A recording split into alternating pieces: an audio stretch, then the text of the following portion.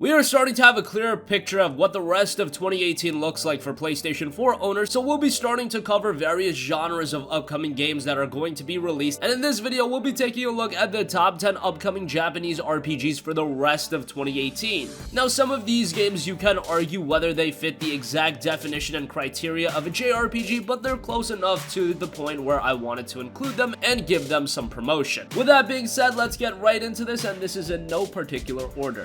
First up, Dragon Quest XI Echoes of an Elusive Age. Dragon Quest is finally back with Dragon Quest XI, and it looks to be continuing on in the gameplay fundamentals that the previous Dragon Quest games have set out. With that DBZ style look going on for it and the traditional JRPG gameplay, Dragon Quest XI Echoes of an Elusive Age is gonna hit home with a lot of gamers. Now, if you're more of a fan of modern action RPGs, Dragon Quest XI might be a little bit on the slower side, but if you've been a fan of Dragon Quest and you're a fan of older JRPGs, this is gonna be one that you're absolutely gonna love. And of course, the gorgeous visuals and look of the game is gonna make it appeasing to that end as well for gamers that are used to more modern games. But as far as the battle system goes, that will be the traditional turn-based battle system that Dragon Quest fans know and love. Dragon Quest XI Echoes of an Elusive Age hits the PlayStation 4 on September 4th.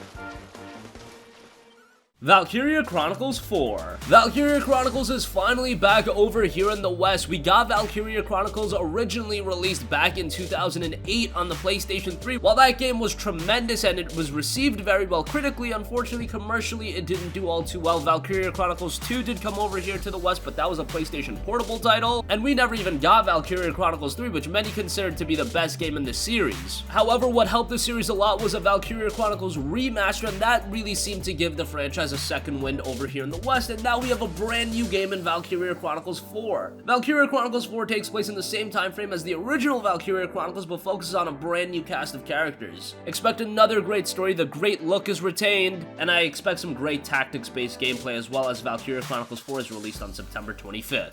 We have to believe in our goal and keep moving. We will rise again, fight for our fallen brethren, and overcome the Imperial Army. We've got heavy blood loss from the femoral artery and severe burns on his right upper arm. You're safe now. Hang in there! We will live to see Hoffen again. We will. Together. Next up, Shining Resonance Refrain. Shining Resonance is not a franchise that has garnered all too much traction over here in the West, but we do have a brand new game coming out very soon. It's a traditional JRPG with very action-oriented battles, something similar to, say, the Tales of games, and I find that very engaging to those of you that aren't super into JRPGs. However, Shining Resonance Refrain, just looking at the game, it definitely has a strong Japanese influence behind it, so I don't feel this will be a good entry point for JRPGs, but it has potential to be a pretty good game nonetheless. Shining Resonance Refrain hits the PlayStation 4 on July 10th. March! Trishula, forward! As long as there is life in our bodies, the Empire shall not lay a hand on the Dragon Soul, or on our fair city. I will stand for the people of Astoria. I will be your shield.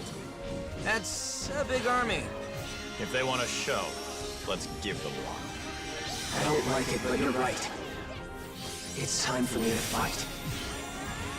Let's work together and stop Deus, once and for all. Next up, we have Yakuza Kiwami 2. Now, Yakuza Kiwami 2, you could argue whether or not it's a traditional Japanese RPG, but it does have its RPG elements. It is a very iconic Japanese franchise, so I thought I'd throw that in there. And Yakuza Kiwami 2 is a full-on remake of Yakuza 2, similar to what Yakuza Kiwami did to Yakuza 1. That game was a full-on remake to Yakuza 1, and Yakuza has become a pretty prominent franchise over here in the West as well. Last year, we saw the release of Yakuza 0 as well as Yakuza Kiwami. This year, we already saw the release of Yakuza 6. All of those games have been pretty big home runs, and now we have Yakuza Kiwami 2, and Yakuza 2 is widely considered to be one of the best Yakuza titles. So Kiwami 2 remaking that game, I only expect good things out of this one. The only issue is it is being priced higher than Yakuza Kiwami. It's coming in at $49.99 opposed to $29.99, so that does turn me off a little bit. But Yakuza 2 was such a good game that this is still going to be one worth to keep your eye on. It releases on August 28th.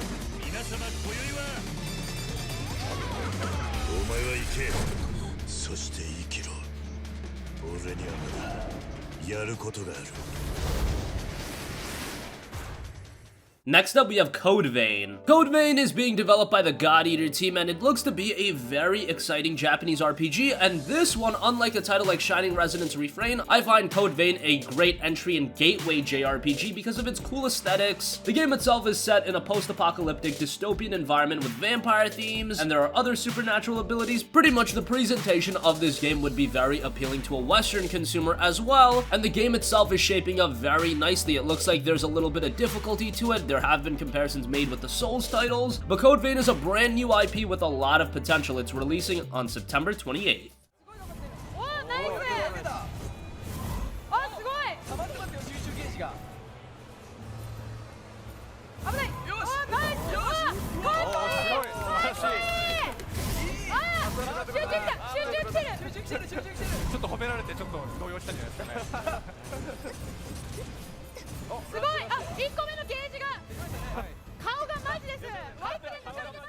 Next up, we have Fist of the North Star Lost Paradise. This is the other game like Yakuza Kiwami 2, where you can make an argument that this isn't your traditional JRPG. However, considering this game is done by the Yakuza team, it would be foolish to mention Yakuza Kiwami 2 and not Fist of the North Star Lost Paradise. Lost Paradise actually released earlier this year in Japan and was received rather well. I wasn't sure if this game would actually see a release over here in the West, but lo and behold, at E3 of this year, it was finally confirmed that Fist of the North Star Lost Paradise would be coming over here to the West. The game itself has some resemblances to Yakuza in terms of the variety of the content in the game, where you could go to a gym, participate in various mini-games, and the combat is very hand-to-hand oriented, of course. And this is, of course, going to be a title that's going to hit home with a lot of people. If you're a fan of Fist of the North Star, Lost Paradise is going to be an absolute must-play. But considering that the game itself has become such a gigantic meme, I feel like this is also going to be a game that everybody can check out. It's just going to appeal even more so to fans. Fist of the North Star Lost Paradise releases on October 2nd.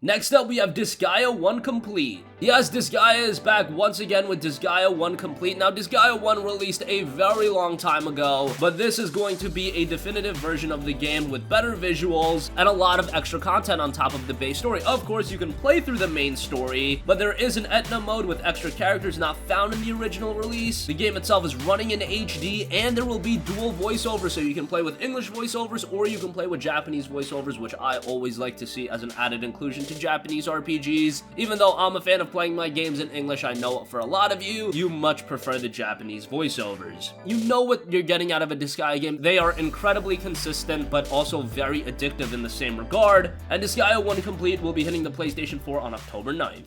Etna will accompany you. Why is it that you refuse to believe in love?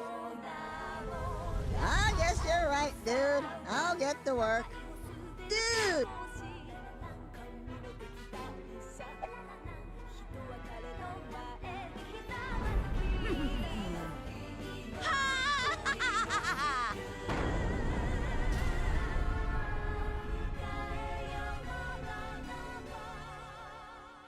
Edge of Eternity. Edge of Eternity is inspired by the great JRPG traditions for a long time with strategical turn-based combat and character progression, but it's also influenced by the latest success of various Western RPGs such as vast open-world environments and non-linear stories. The game itself is said to be all about exploring, building up your characters, and fighting and living an adventure to remember. Now, Edge of Eternity isn't a game we've heard a lot about. It was said that the game would be released sometime in 2018, but we don't have an official date, we don't even have an official window, so I'm still unconvinced that this game is absolutely releasing in 2018, but currently it is scheduled for a 2018 release. Hopefully it does make it, as this is one that does have a lot of potential.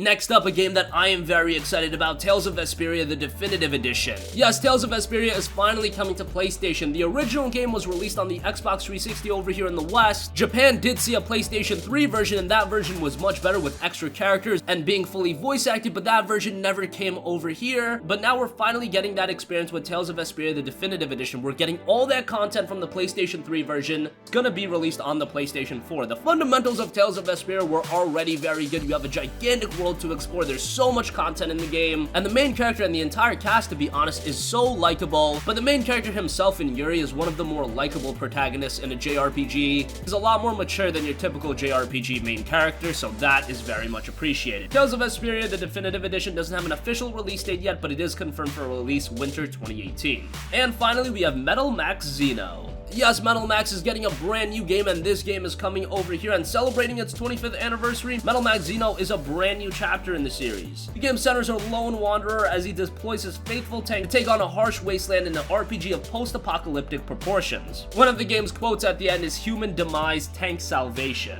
Humanity's last defenders join together under the shadow of Iron Base for a final stand that will determine the fate of the world. Now, it should be noted that Metal Max Xeno is a budget title. It is being released at $39.99 opposed to $59.99. Just keep your expectations in line with this game, but it does look pretty promising as it's being released on September 25th.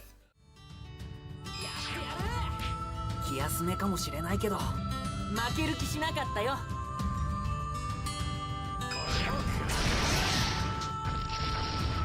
楽勝だったぜ